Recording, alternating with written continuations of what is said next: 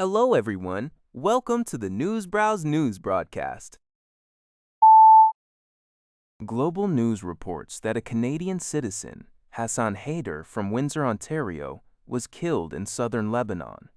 Foreign Affairs Minister Anand confirmed the death on Monday, expressing deepest condolences to his family and the broader community, while calling for a ceasefire and a durable diplomatic solution between Israel and Lebanon.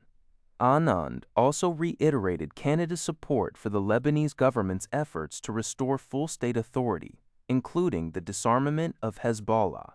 Community organizers and the National Council of Canadian Muslims, Yefkort, identified Haider as the victim of an alleged Israeli airstrike, stating he is survived by his wife and 5 children. The NCCM urged Canada to impose targeted sanctions on the Israeli government, investigate alleged war crimes by Israeli soldiers, and release an RCMP report on the issue.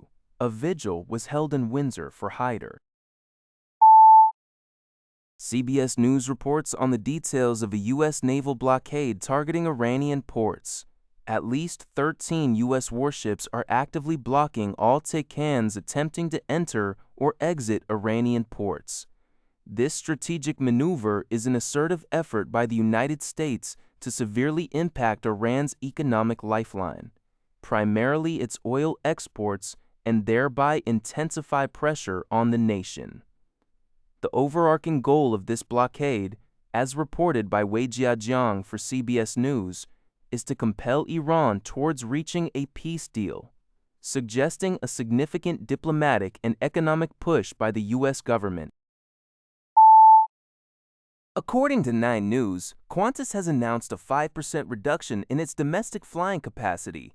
This decision comes in response to a significant surge in jet fuel costs, primarily triggered by the ongoing war in the Middle East. The airline anticipates paying between $3.1 billion and $3.3 billion for jet fuel during the second half of the financial year, following a dramatic increase in refinery costs from $20 to $120 per barrel.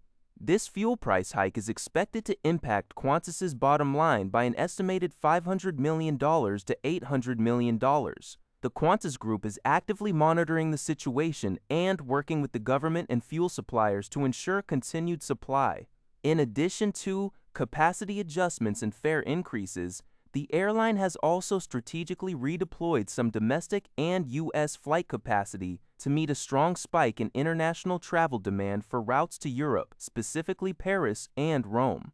Furthermore, its subsidiary, Jetstar, has already cut approximately 55 flights, or 12% of its capacity, on routes between Sydney, Brisbane, and Auckland due to the same rising fuel costs.